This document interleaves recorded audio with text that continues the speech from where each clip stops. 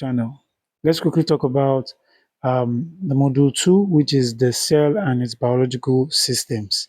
We are going to be seeing the cell and its components and their functions, and as well see the communications between cells, then also the tissues, organ and systems, the characteristics and classification of plants and animals, then study of genes and chromosomes, and reproduction process in and life cycles. Now, you can see already that this is a summary.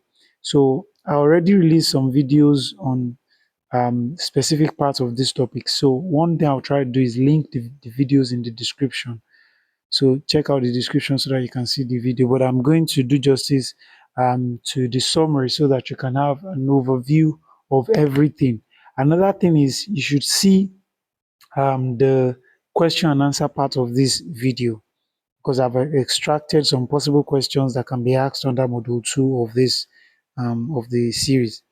So in unit 1, we are going to be talking about the cell and its components. The cell already we know is the basic um, basic structural and functional unit of life. Is the fundamental unit of life, and um, organisms can be unicellular or multicellular. So when we say it is the basic structure and functional unit of life, it therefore tells you how important a cell is. That is, there is no life except apart from the life of a cell.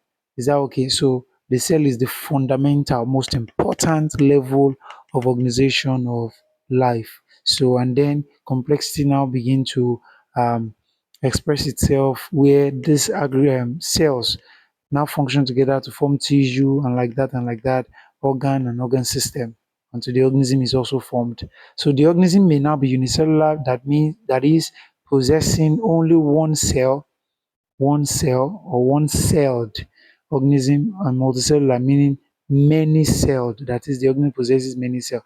Now multicellular organisms usually have specialization. They usually have specialization, that is their cells are specialized. Okay, now, what we mean by cell specialization is called cell differentiation. We call it cell differentiation. That is, the cell specializes in a particular function, in a particular physiology. Exactly. Now, all cells fall under two categories. We have the prokaryotic or the eukaryotic. Prokaryotic cells lack nucleus and membrane-bound organelles. So they are pretty much cells that have no nucleus, no control center. They are just they're just carriers of although they are a little more advanced than the virus, but they are basically carriers of genetic material too. Um, Even though they possess some cell organelles, but they are not as complex as the eukaryotes. Eukaryotes are called, the word pro means before, carrion refers to nucleus, that is before nucleus. So, and that's why we say they lack nucleus, while eukaryote, the word eu means true. So they have true nucleus, okay?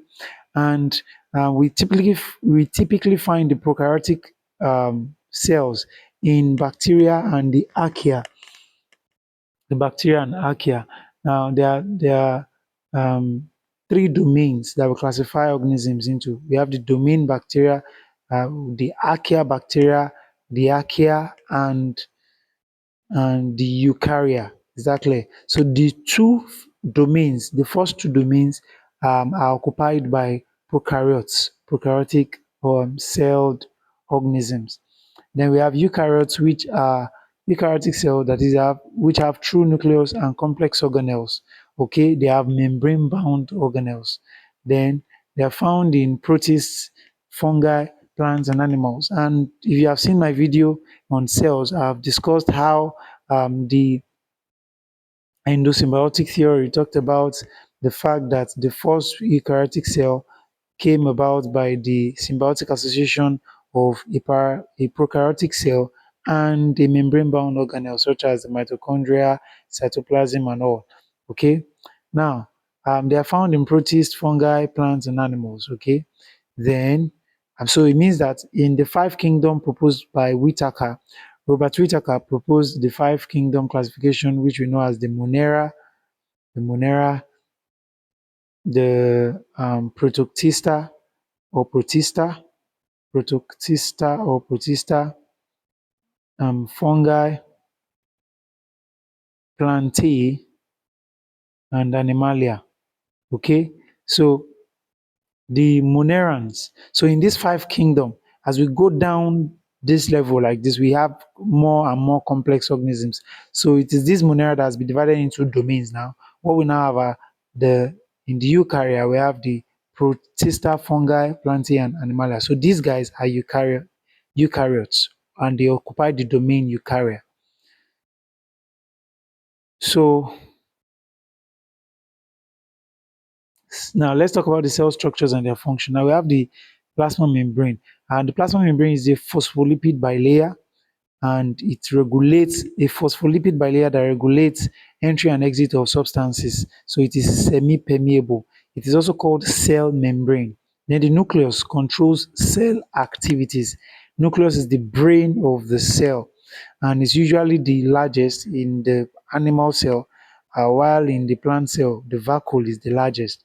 Then ribosomes are site of protein synthesis, that is where proteins are produced. So basically, actually, these ribosomes are produced inside the nucleolus of the nucleus. So inside the nucleus, we have the nucleolus also. I didn't include that here. Nucleolus. Nucleolus. So the nucleolus produces the ribosomes, and the ribosome now help in the production of proteins. Then endoplasmic reticulum, we have the rough and the smooth. The rough endoplasmic reticulum helps in the production of proteins, packaging and production and packaging of proteins, while the smooth endoplasmic reticulum help in the production of lipids. All right. Then the rough endoplasmic reticulum is rough because there is attachment of ribosome. And then we have the Golgi apparatus. The Golgi apparatus, named after Camilogoi, packages proteins and lipids, and also vesicles. It is the one that forms vesicles. In the video, I mentioned the membrane invagination theory. So make sure you see that video so that you can understand this also, how the Golgi apparatus become vesicles, lysosome, and all of that. Then we have the mitochondria, which is is called the powerhouse of the cell. Why? Because that's where energy is being produced. Powerhouse, site for cellular respiration. Yes, and take note, cellular respiration. There is the aerobic and the anaerobic um, phase. So in the glycolytic pathway, which is the first pathway in cellular respiration. That one takes place in the cytoplasm. Don't forget that. While the Krebs cycle or citric acid cycle is the one that takes place in the mitochondria. So over and is the citric acid cycle stage that produces higher level of energy. That's why we say it is the site for cellular respiration. Now, lyso means to split. Soma means body, right? So they are what?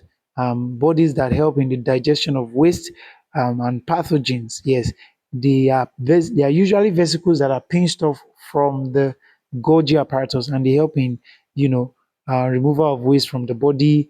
They digest. In fact, they also help in the digestion of the cell itself in a process known as autolysis. They help in the digestion of the cell itself. Autophagy rather. Autophagy.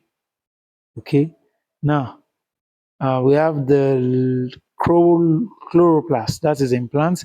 Uh, chloroplast, chloroplast is the word chloro refers to the green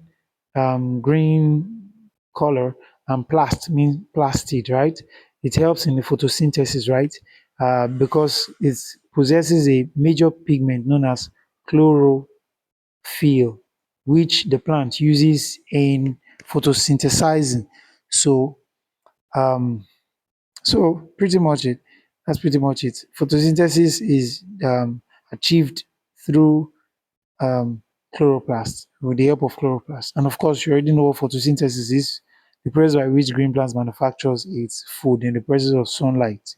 So then we have vacuoles, which are for storage. Now it is very large when you see it in a plant cell. In a plant cell that looks like this, you're going to see the chloroplast is the largest, almost conspicuous organ. Exactly. organelle rather, organelle, and it is surrounded by a tonoplast. It has a tonoplast around it. Okay, while in animals it is very small. It is in plants. It pushes the nucleus to a side, but in the animal cell, the vacuole is shifted to one side, and the nucleus is the central organ. Then the cytoskeleton gives shape and movement. Cytoskeleton includes the microfilament, micro microfilament, microtubules, and microfilaments, microtubules. What's the third one? I'm forgetting the third one right now. Just do well to see that video. So the microfilaments are smaller than the microtubules, but overall they both give shape and both give shape, just like a skeleton does to your body, and helps in movement for cells.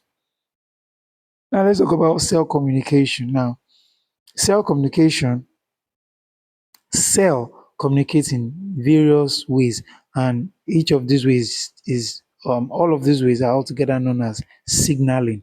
What do you mean by signaling? Signaling is just the way by it's simple from the word signal, that is they send signals to each other, right?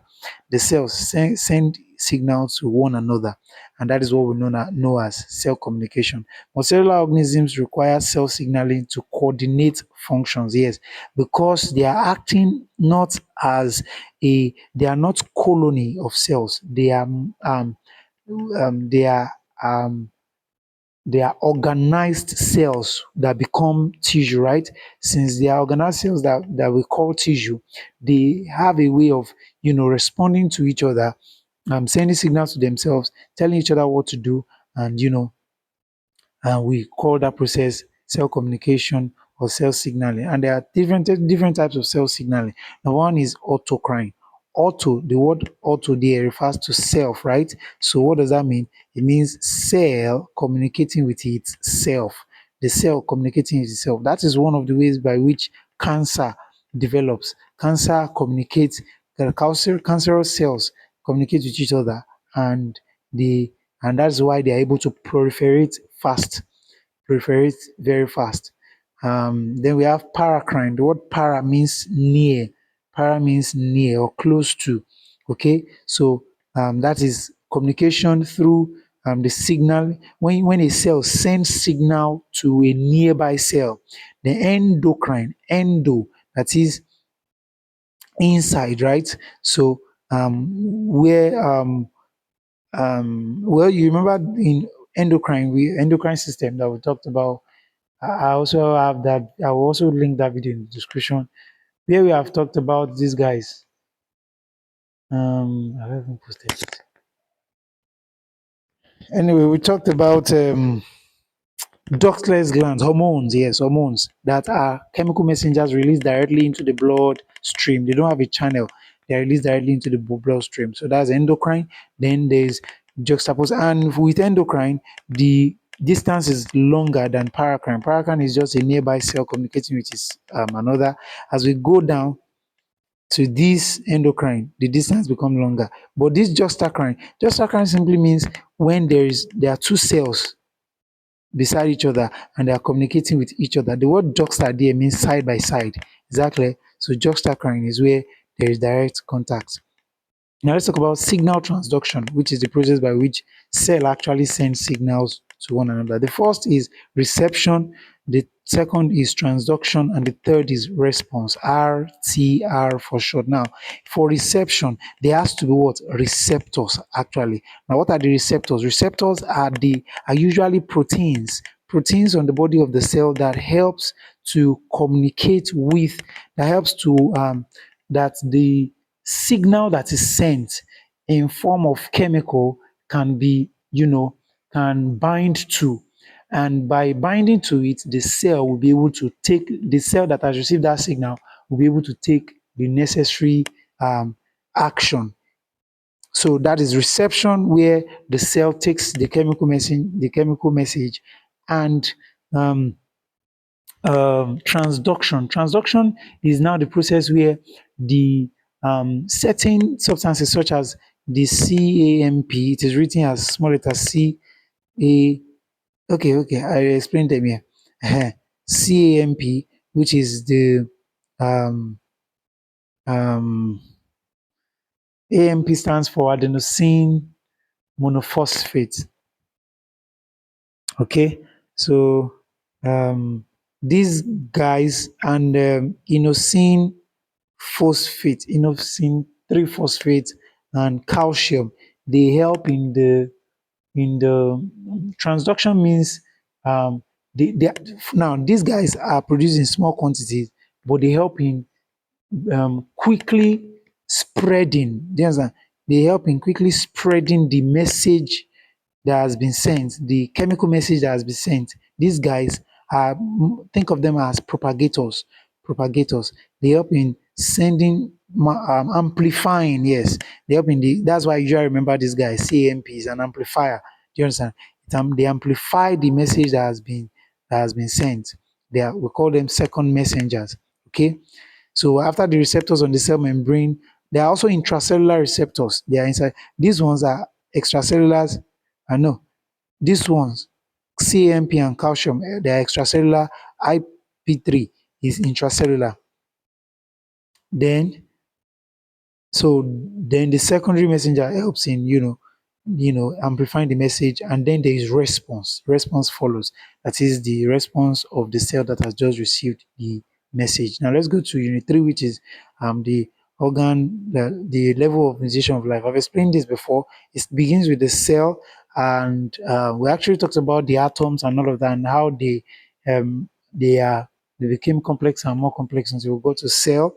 Then cells perform the same function, tissue performs the same function, organ performing the same function, system or organ system, and then the organism is formed by an aggregate of different systems performing similar function or organized function.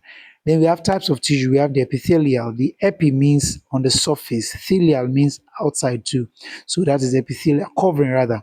So epithelial will mean what? Cover surfaces. Tissues that do what? Cover surfaces. For example, we have the skin. Do you understand? Then we have connective tissues, which are tissues that support, tissues that supports other part of the body, so it includes such as the bones, such as the blood. Do you understand?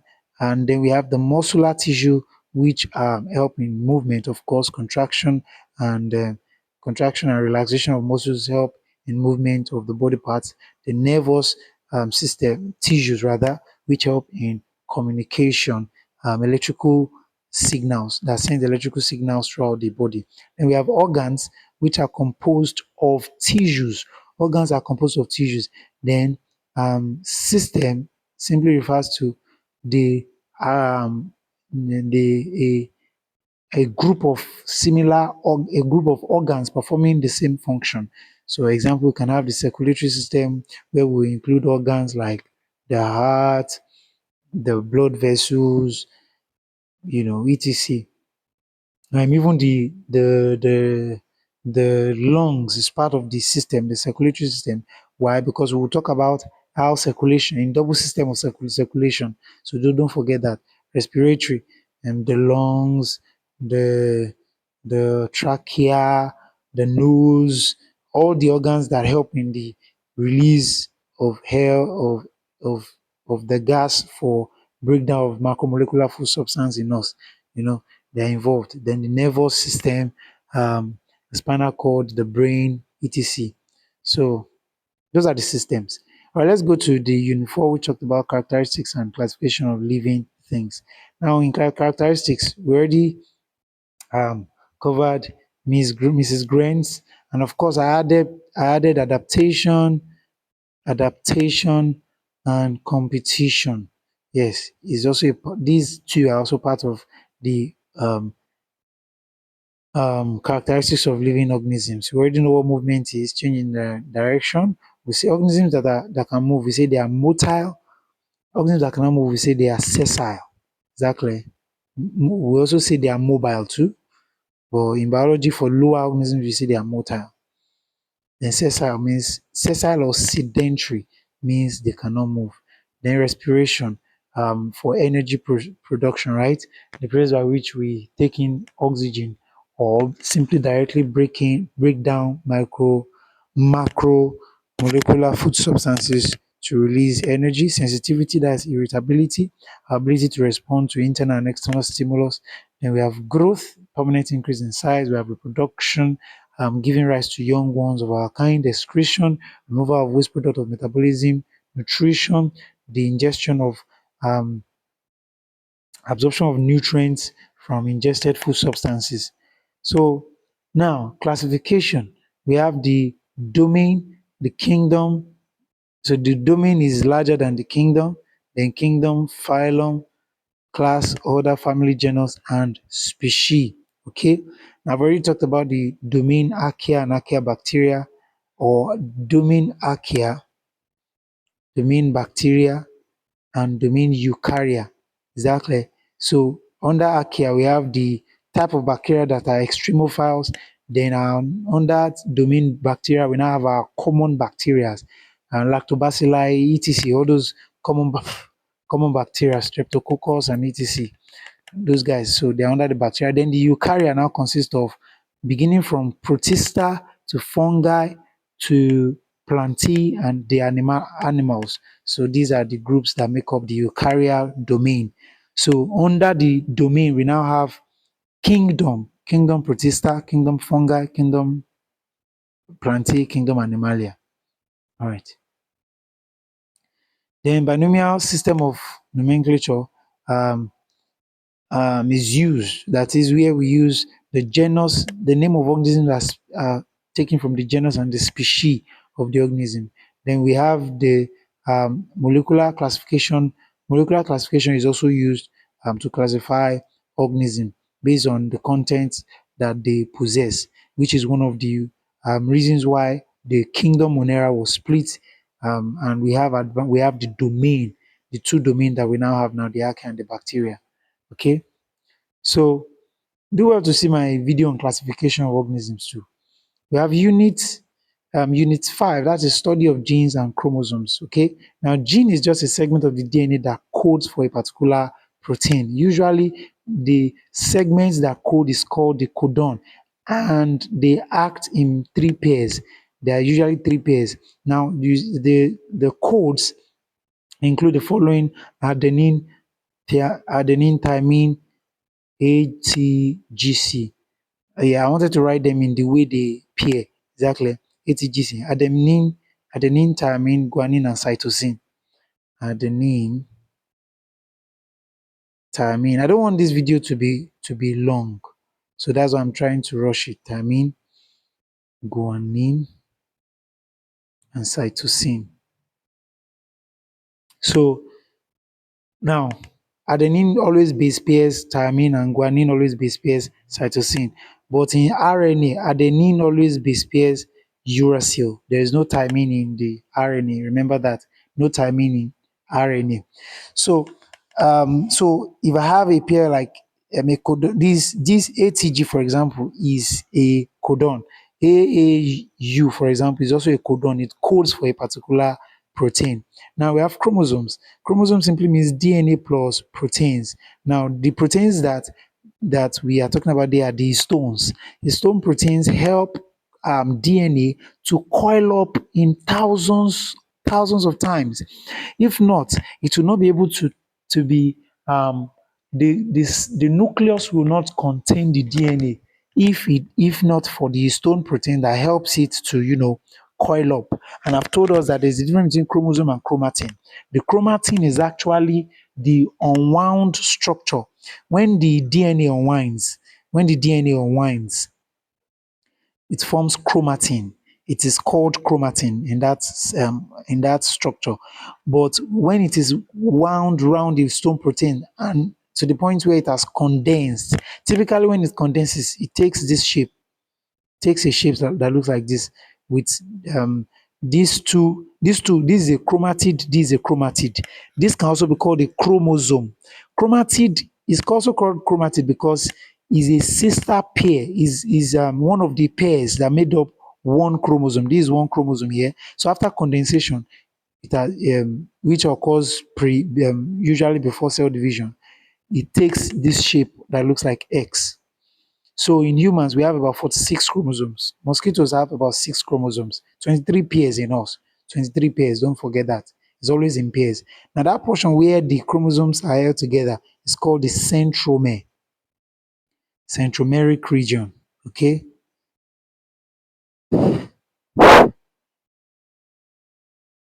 Now, and there are different types of chromosomes, of course. So this one now that is held at the center is called the mesomeric mesomeric. There are some that are held at the almost the end. They are called the ones that are close to the center, like this. So no, like this.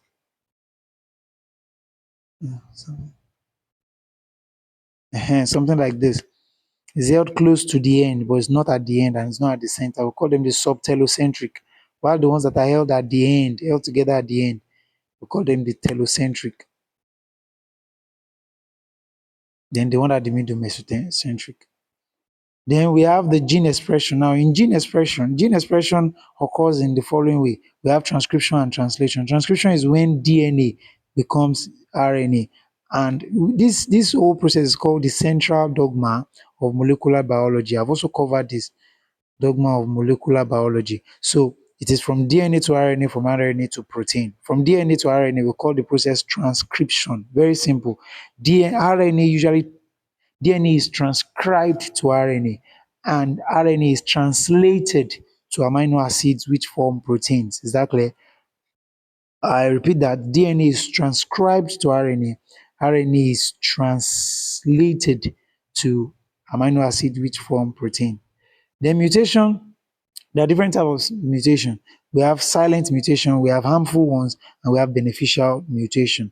Well, when a mutation is silent, it means that it is not expressed. But if you analyze the genetic makeup, the genome of the individual or the organism, you are going to see that there is a misnomer in the genetic makeup, in the DNA sequence. There is a misnomer, and of there are different types of mutation that I have covered before in my other channel. So maybe I will also link those videos in the description. Harmful, yeah, mutation may be harmful. Mutation may be may be beneficial or harmful. What we mean harmful, it means that it can even result in the death of the organism or its inability to survive. Exactly. Um, why it could be beneficial because it might give some survival advantage or maybe even intelligence. For example, in humans, there are some certain mutation that occurs in some humans that have led to them being very intelligent. So, or even have genetic. For example, there was a certain parkour guy I saw on TikTok. Instagram, and they were talking about his muscular structure. I said, and they talked about the fact that he experienced giantism also in one part of his body. Maybe it's one of, I think, in his limbs. So it gave him an advantage. So parkour was easy for him. Do you understand? So that's beneficial mutation. Now, let's go to the next one, which is reproduction process and life cycles. Now, what is reproduction? That is the process by which we give rise to young ones of our kind. And they are of two types. We have the asexual. I've told you when the word A begins a word in science, is usually, and the word that begins makes sense. It means that A means not. Exactly. Like atom, that is not, cannot be caught. Asexual, that is not sexual, not involving, there is no gamete, and the offsprings are identical. No gamete means that it usually requires only one parent. It requires only one parent, not the two parents coming together. It requires only one parent. And what is it about? It's usually just the parents will divide itself into into two or more than two, in a process known as multiple fission for more than two, and in a process known as binary fission for two, and or sometimes in a process known as fragmentation, the body will split, the body of the parent will split into multiple portions, and the offsprings are usually identical. usually identical to the parents. There is no genetic difference between the parents and the offspring because it's pretty much the parents that is becoming the offspring. Do you understand now? Then there's sexual, and there is no okay, yeah, it's still the same. There's no difference. So in sexual, the gametes are involved, and there is genetic diversity. What do you mean by gametes are involved? That is the male gamete and the female gamete, sperm for humans and eggs are involved. Exactly. Even in plants also, the sperm and the eggs are also involved. Do you understand? If you have seen my video on pollination, the process in flowering plants begins with pollination. Then after the pollen grain has been transferred, in the pollen grain uh, there are two nuclei, which are the generative nuclei and the tube nuclei. And the generative nuclei is the one that fertilizes the egg that forms the embryo. Exactly. It forms the embryo. And at the end of the day, two gametes are always coming together in sexual reproduction. And because of that, there is there are diversity of forms. There is variation. Yes, there is variation, and that's what we study in genetics and variation. There is variation between the offspring and the parents. Why? Because the offspring is a blend of two organisms. Now, it's not just from one organism. It's a blend of two organisms. So, because of that, the offspring or progeny is different from the genetically different from the parent. Not not like it is different as in totally different, but like the makeup genetically is quite different, even though they can be traced to each other by ancestral since they can be traced to each other. The parents can be identified, but the genetic makeup is not always entirely the same because it's a blend of two organisms this time from both parents. Now, then cell division. Cell division is occurs in two processes. Two types. There are two types. We have the mitosis and the meiosis. Mitosis is the one, cells in the body are classified into two. We have the somatic cells. Soma means grow. I've said that before when I talked about lysosome. Somatic cell, that is growing cells or developing cells in the body, cells that grow in the body, and non-somatic cells or germ cells.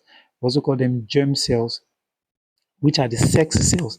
They are the ones that undergo meiosis. These ones undergo meiosis, while the somatic cells are the ones that undergo um, mitosis. Is that clear? The meiosis takes place in two processes. There is one that is called the first one is the equational division, and the second one is called the reductional division. Equational division is where it happens like mitosis, but it's not. No, in fact, it's different from mitosis. The first one is different from mitosis. Is meiosis two that looks pretty much like mitosis. In mitosis, we have the following stages. Now, interface is not a part of the phase. Exactly, interface is not part of the phase. Interface is just like the stage between when the cell, after the cell has divided, now it will now begin to grow, mature, and then prepare for the next division. So that's the phase we call interface. So it's not part of the phase. Then the process actually begins with PMAT. Remember this acronym PMAT. We have prophase, metaphase, anaphase, and telophase. Think of P as preparation phase, where the cell prepares for cell division. And what does it do? It basically multiplies the DNA. Then after multiplication, that is replication. The process is called replication, not multiplication. Replication. Then the chromosome will now condense, then the other organelles in the cell will disappear and all of that. That is in the preparatory stage. In meiosis, they have other names. They have other names. So I'll link the video in the description so you can watch that too. We have the metaphase. In metaphase, think of it as middle, where the condensed chromosomes will now migrate to the center of the cell. In the prophase already, I didn't mention that the spindle fiber will be forming. Is that okay? Now, in metaphase, spindle fiber that is formed by the centriole. How does it form it? It's just, centriole is made up of the microfilaments and microtubules. So it will assemble those microfilaments such that they form they are organized throughout. How do I say this now? They are um They form around the throughout the cell. Rather, they are the only organelle available in the cell. So the chromosomes now, attach themselves in the center like this. So this is metaphase, and then anaphase. Anaphase, the word ana means up, right? That is the chromosomes now, they'll now separate and move up to the poles. They'll move up to the poles. So think of it as away. Then the last one, A for away. The last one, telophase. Think of it as tear, where the cell now divides completely from within and outside. Okay, so I said PMAT, prepare, middle, away, and tear. So use that to remember. Then, so that's pretty much it. But remember that mitosis is the one that helps us to grow and repair body tissues, while meiosis is the one that helps us to form our gametes. And the gamete that is formed is aplontic, gives rise to haploid organism, haploid cell, haploid cell, and the mitosis gives rise to diploid or diplontic cell. Ploidy or ploid refers to chromosome number. Di here refers to two. Haplous means single. Okay, now the human system, we have the male, which is called the testis, our reproductive organ, and in the female is called the ovaries. So, and I've covered reproduction also in the female and female distance. And if I've covered the male and female reproductive organs. For that one is just below this. I'm going to link that one in the description. Now, the life cycles, we have human, we are diploid, always diploid, exactly. Then plants exhibit alternation of generation. Alternation of generation. What does that mean? The switch between um, a diploid generation and an haploid generation. An haploid generation. Usually, the haploid generation is the one that in plants. The diploid generation is the sporophyte generation. The sporophyte generation, while the haploid generation is the gametophyte generation. Okay. Then the in fungi, the haploid is dominant. The haploid generation is dominant. Okay, so that's pretty much it for this video. Do well to see the question and answer session of this video. God bless you. And subscribe to the channel, please.